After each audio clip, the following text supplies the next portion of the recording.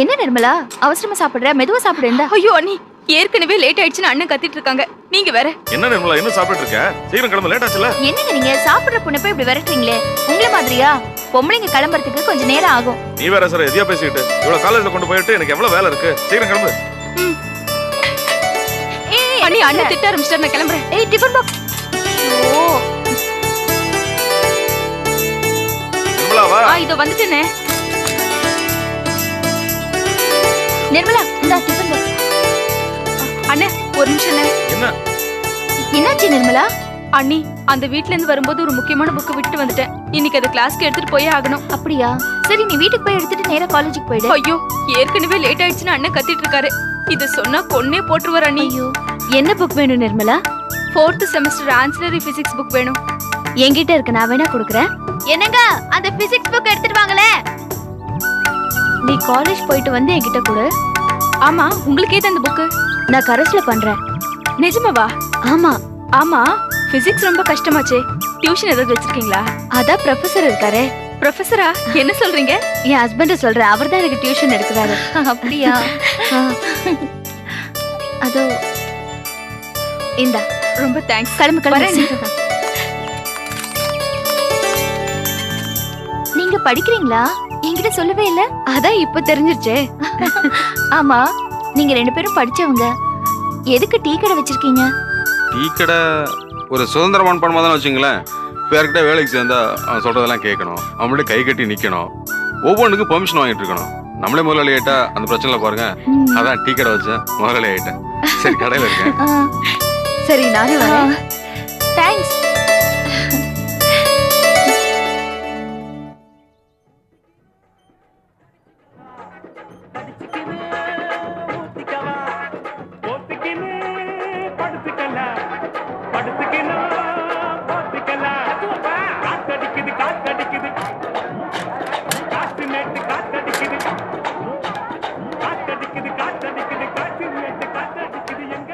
என்னடா செல்வம்? ஏண்ணே இவ்வளோ லேட் ஆச்சு? ஆமாண்டா, நிர்மலாவை கொண்டு போய் காலேஜில் விட்டுட்டு வரேன். அப்போ வருவீங்கன்னு எதிர்பார்த்தேன். என்னடா பண்றது?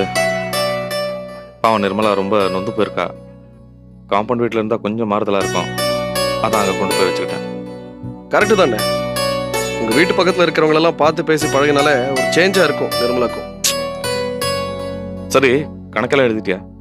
அதெல்லாம் க்ளீனாக எழுதிட்டேன். அண்ணே சொன்னா நம்ப மாட்டீங்க, இந்த ஒரு மாசம் மட்டும் டர்ன் ஓவர் 1.5 லட்சம் ரூபா வந்திருக்கு. அத்தனை செலவுகளும் போக லாபம் மட்டும் 40,000 ரூபா நிக்குதுன்னு. சுந்தரையா கொடுக்க வேண்டிய ஷேர் நான் சேர்த்துல இருந்தாலும் 40,000 ரூபா நிற்கும்.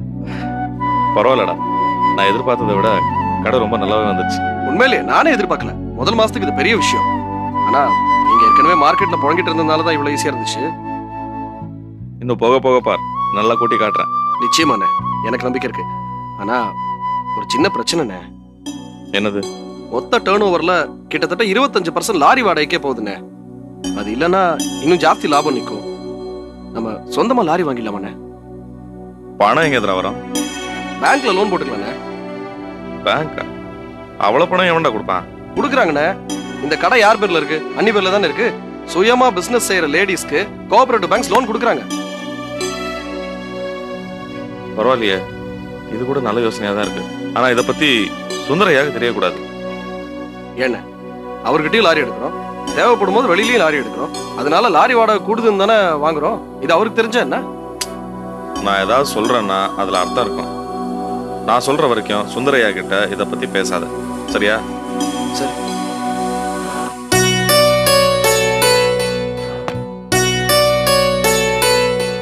இது சுந்தரையாக்கு சேர வேண்டிய ஷேர், குறிச்சுக்கோ. சரி. இது தீபாவளி செலவுக்கு வச்சுக்கோ. என்னடா தீபாவளிக்கு எவ்வளவு கொடுக்குறீங்க? டேய், சின்ன வயசுல இருந்து ஒரு தீபாவளி கூட நம்ம கொண்டாடினதே இல்லை. எல்லாத்தையும் சேர்த்து வச்சு இந்த தடவை மொத்தமா கொண்டாடிடுவோம். அம்மாவுக்கு நிர்மலாக்கு உனக்கெல்லாம் ட்ரெஸ் எல்லாம் நல்லா எடுத்துக்க. தேங்க்ஸ். பாஸ்புக் எங்க? அது உள்ளே இருக்கு. சரி, நீ பாத்துக்க, நான் வந்துடுறேன். சரி.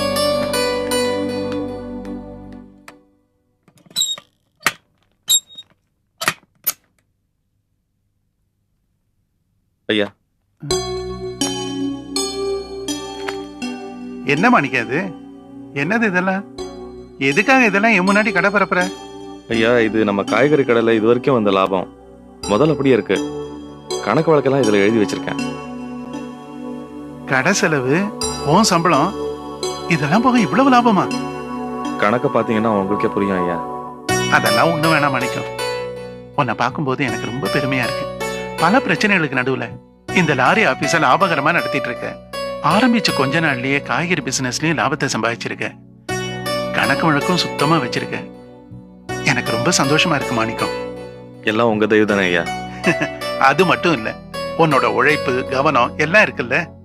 ஒருத்தருக்கு ₹1,00,000 கொடுத்து அவங்க சந்தோஷப்படுறத பாக்குறத விட ஒருத்தருக்கு வாய்ப்பை கொடுத்து அவங்க அதை சரியா பயன்படுத்தி மேல வரத பார்க்கும்போது மனசுக்கு ரொம்ப நிறைவா இருக்கு மாணிக்கம்.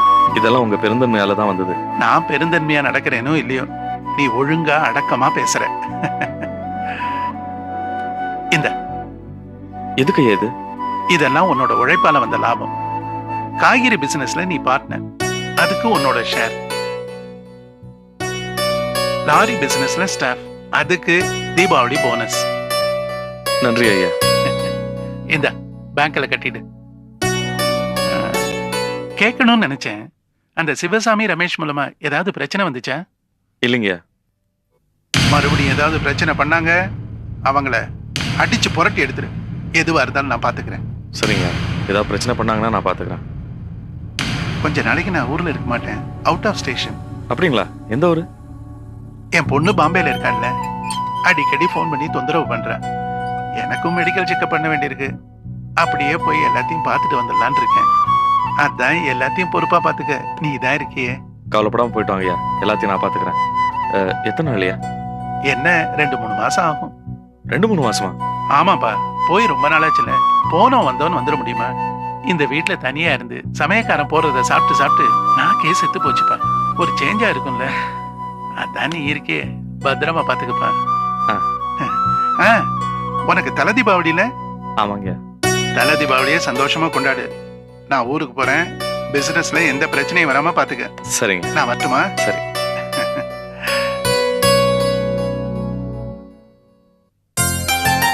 இந்த புடவை எடுத்துக்கோங்க. என் கலர் ரொம்ப நல்லா இருக்குல்ல?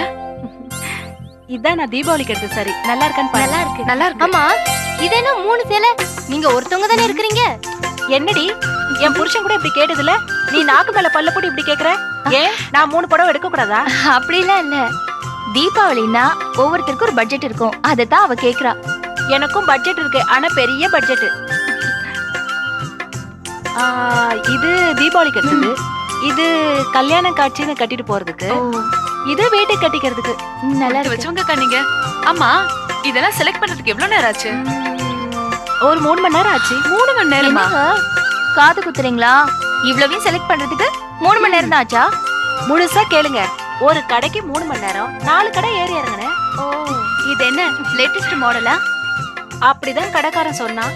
ஆனா 5 வருஷத்துக்கு முன்னாடி இந்த டிசைன்லாம் வந்துருச்சு. நல்ல அப்போ இந்த டிசைனுக்கு சாவித்திரின்னு பேரு. கடைக்காரர்கிட்ட கேட்டேன், இது ஏற்கனவே வந்த டிசைன் தானேன்னு கேட்டா, அவன் அதுக்கு சொல்றா, இது சாவித்திரி சேலை பழைய டிசைனு, இது மீண்டும் சாவித்திரி புது டிசைன் சொல்றான். அப்படியா? அவனும் என்ன பண்ணுவான்? அதே நூலு 7 கலர் தான் உலகத்திலேயே இருக்கு. அதே வச்சு மாத்தி மாத்தி தைச்சிட்டு இருக்கான். ஆமா ஆமா, ஒரே மூஞ்ச வச்சுக்கிட்டு நம்ம டெய்லி அலங்காரம் பண்றது இல்லையா, அது மாதிரிதான் இதுவும். ஆமா. அக்கா, இந்த சாரியோட விலைலாம் எப்படிக்கா? அத ஏன் கேக்குற மீனா? பழைய டிசைனுக்கு புது பேர் வைக்கிற மாதிரி தான். விலையும் அப்படிதான். முதல்ல குதிரை விலை, இப்ப யானை விலை. யானை விலைன்னு சொல்லிட்டு தான் 3 சாரி வாங்குனீங்களாக்கும். ஏய், கண்ணு வைக்காத. ஏதோ இந்த வருஷம் தீபாவளிக்கு தான் அவர் கை நிறைய காசை கொடுத்து புடவை வாங்கிக்கோன்னு சொன்னாரு. ஏன் இப்படி கண்ணு வைக்கிற? ரம்யா, ஒரு 200 ரூபாய் பணம் கொடு. எதுக்கு 200 ரூபாய்? என்ன எதிர்கேள்வி? வேணா வேணும். என்கிட்ட ஏதியா 200 ரூபாய்? நேத்தேட சுளையா எண்ணி வாங்கின. யோ, அது நீ துணிமணி வாங்குறதுக்காக கொடுத்தது. ஏடிய ஊதாரி சரிக்கு 200 ரூபாய் பணம் கேட்டா 100 ரூபாய் செலவு பண்ணி போட்டு உனக்கு எதுக்கு இத்தனை சேலை? நீ என்ன பெரிய கவரமா நினைப்பா? ஆமா, நீ கெட்ட கேட்டுக்கு கவர்னர் பொண்ணுதான் உனக்கு பொண்டாட்டியே வரப்போறா. துணிக்கு கொடுத்த காசை திருப்பி கேக்குறியே, உனக்கு வெக்கமா இல்ல? உங்க அப்பா அம்மாட்ட போய் ரூபாய் வாங்கி சேலை வாங்கிட்டே, அது ஏன் காசா கிடைச்சா? உன் காசுல துணி வாங்காம தெருவுல போறவங்கிட்டே வாங்கி துணி வாங்க முடியும்? நீ எல்லாம் ஒரு ஆம்பளையா? ஏய், எதுக்கு பேசுற? அப்படிதான் பேசுறேன். அடிக்கிற சட்டை ஏய் விடுறீ. ஏய், உன்னை கட்டிட்டு நான் சீரழிச்சிட்டு இருக்கேன். நான் தாயா உன்னை கட்டிட்டு மாற அடிக்கிறேன். உன் மூஞ்சி மோர கட்டியும். நீ எல்லாம் ஒரு மனுஷனா? நான் இல்லைனா உன்னை எவையா கல்யாணம் பண்ணிருப்பா? தெரியுமா? அவங்க கழுத்தெல்லாம் தாலி கட்டா. எங்க அப்பா சொன்னதா போன் கட்டா. சரோ வாங்க. என்ன அடுத்த சண்டையா? ஆமாங்க, பேச்சுல ஆரம்பிச்சு சண்டை வரைக்கும் போயிடுச்சு. இன்னைக்கு என்ன காரணம்? அது ஒண்ணு இல்லைங்க, தீபாவளிக்கு துணி வாங்குறதுக்காக ரம்யாவோட வீட்டுக்காரர் பணம் கொடுத்திருக்காரு. இவங்க ஒரு பைசா கூட மிச்சம் வைக்காம எல்லாத்தையும் செலவழிச்சிட்டாங்க. இப்ப அவர் வந்து 200 ரூபாய் கேட்டாரு, இவங்க இல்லைன்னு சொன்னாங்க. இதுக்காக ஒரு பெரிய சண்டை. இருந்தாலும் இந்த சண்டைலாம் 5 நிமிஷத்துக்கு தாங்க. அதுக்கப்புறம் டுயட் பாட ஆரம்பிச்சிருவாங்க. சரி இந்தா பணம். தீபாவளிக்கு எல்லாருக்கும் புது துணிமணி எடுத்துரு. அப்போ நம்ம வீட்லயும் சண்டை காட்சி வருமா? நீ இத முழுசா செலவழிச்சானோ நான் ஒன்னும் கேட்க மாட்டேன். அப்போ அத்தைக்கு 2 புடவை எடுக்கணுங்க. பாவ நிர்மலா பொண்ணு காலேஜுக்கு போறா, அவளுக்கும் 2 செட்டு சுடிதார் எடுக்கணும். அப்புறம் செல்வத்துக்கு கண்டிப்பா 2 சட்டை எடுக்கணுங்க. ஆமா. நமக்கு காசு கொடுத்தவனே விட்டியா? என்னங்க, உங்களுக்கு ஒரு செட், எனக்கு ஒரு செட், அவ்வளவுதான். ஒரு செட்டா? எல்லாருக்கும் 2 செட்டு, நமக்கு மட்டும் ஒரு செட்டா? என்ன ஓரவஞ்சனை இது? அப்படி இல்லைங்க, தலை தீபாவளிக்கு எப்படியும் அப்பா 2 பேருக்கும் ஒரு செட் வாங்கி கொடுக்க தான் போறாரு. அதோட சேர்த்தா 2 பேருக்கும் 2 செட் ஆயிடும். ஓ பரவாயில்ல, பயங்கரமான கிளாடியா இருக்க நீ. சரி கொஞ்சம் காசு கூட. 2 நிமிஷத்துல கொண்டு வரேன். உன் கண்ணில் நீர் வழிந்தால் என் நெஞ்சில் உதிரம் கொட்டுதடி, என் நெஞ்சில் பாவையன்றோ கண்ணம்மா என் உயிர் நின்றதென்றோ. உன் கண்ணில் நீர் வழிந்தால் என் நெஞ்சில் உதிரம் கொட்டுதடி.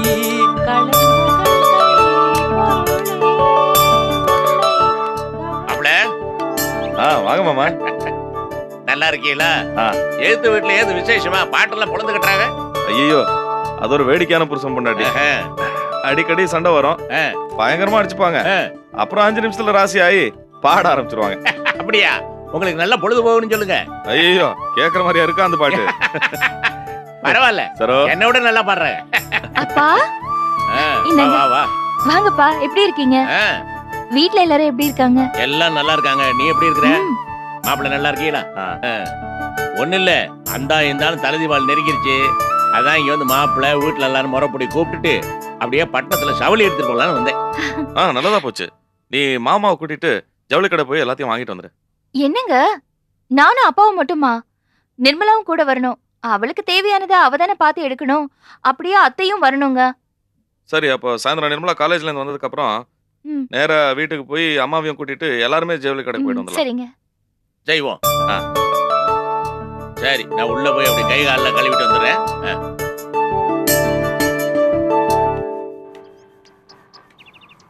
மா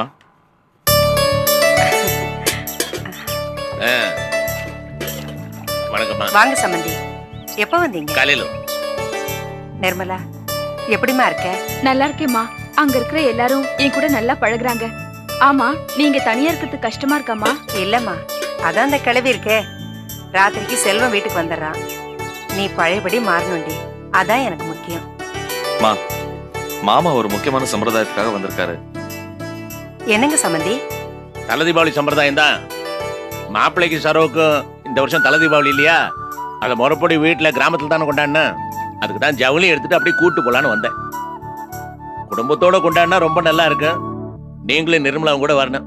என்னங்க இது புது மாதிரியா இருக்கு? தலை தீபாவளிக்கு பொண்ணையும் மாப்பிளையும் கூட்டிட்டு போய் தான் முறை செய்வாங்கன்னு கேள்விப்பட்டிருக்கேன். மாமியாரையும் நாத்தனாரையும் யாராவது கூட்டிட்டு போவாங்களா? ஏன் ராஜா ஆச்சரியப்படுற? இதுவரைக்கும் பிள்ளைங்களை பெத்தவங்க தான் பிள்ளைகளுக்கு தலை தீபாவளி கொண்டாடி அதுங்களுக்கு சீரும் சிறப்பும் செஞ்சு நல்லபடியா அனுப்பி வைக்கிறதாக கேள்விப்பட்டிருக்கேன். அந்த பிள்ளைங்களை பெத்தவங்களுக்கும் சீர் வறுத்து செய்யறாங்க அப்படின்னா அது இவர் ஒருத்தரா தான் இருக்க முடியும். ஏன் சந்தோஷப்பட வேண்டிய விஷயம் தானே? சந்தோஷமா எல்லாரும் போயிட்டு வாங்க. என்ன போயிட்டு வந்துட்டீங்க? நீங்களும் தானே வரணும். அதான பார்த்தேன். இவங்க தான் என்னை விட்டுட்டு போயிடுவாங்களா இல்ல நீங்க தான் கூப்பிடாம போயிடுவீங்களா? அம்மா, நான் சம்பிரதாயத்துக்காக சொல்லல. இந்த தீபாவளிக்கு மாப்பிள்ளை சரோ மட்டும் வந்தா போதாது. நீங்க எல்லாரும் வந்து குடும்பத்தோட சந்தோஷமா கொண்டாடணும். அப்படிங்களா? அது மட்டும் இல்லம்மா, நீங்க இத்தனை வருஷமா பட்டணத்திலே தீபாவளி கொண்டாடுறீங்க. ஒரு வாட்டி என் கிராமத்துல இருந்து கொண்டாடி பாருங்களேன் எப்படி இருக்குதுன்னு. போகலாம் ராசா, என்ன எப்படியோ செய்யுங்க. அத்தை நீங்க கிளம்புங்க. அத்தை கடைக்கு போய் அப்படியே புது ட்ரெஸ் வாங்கிட்டு வந்துடலாம். ஆமா, என்ன இப்ப வந்து கூப்பிடுறீங்க? அதுக்கு ஒரு நேரங்கால கிடையாதா? காலாகாலத்துல வந்து கூப்பிட்டு இருந்தா இந்நேரம் துணி எடுத்துட்டு வந்திருக்கலாம்ல. ஏன்டி அம்மா இப்ப போய் எடுத்தா நல்லா இருக்காதா அது? ஆமா, இந்த மாதிரி சாயங்கால நேரத்துல போனா பளபளன்னு லைட்டை போட்டு வச்சிருப்பான். ஒண்ணுமே இல்லாத துணி கூட பளபளன்னு தான் தெரியும். எடுத்துட்டு வந்ததுக்கு அப்புறம் ஒரே சலவையில ஒண்ணுமே இல்லாத போயிடும்.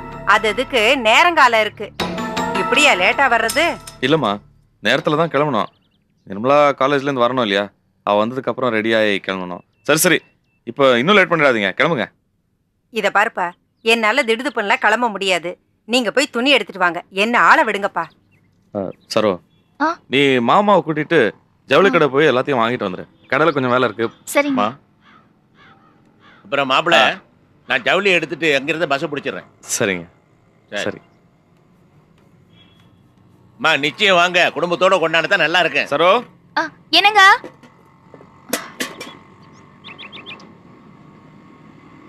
என்னங்க? சரோ, துணி எடுக்கும்போது மாமாவுக்கும் சேர்த்து எடு. நல்லா காஸ்ட்லியா எடு.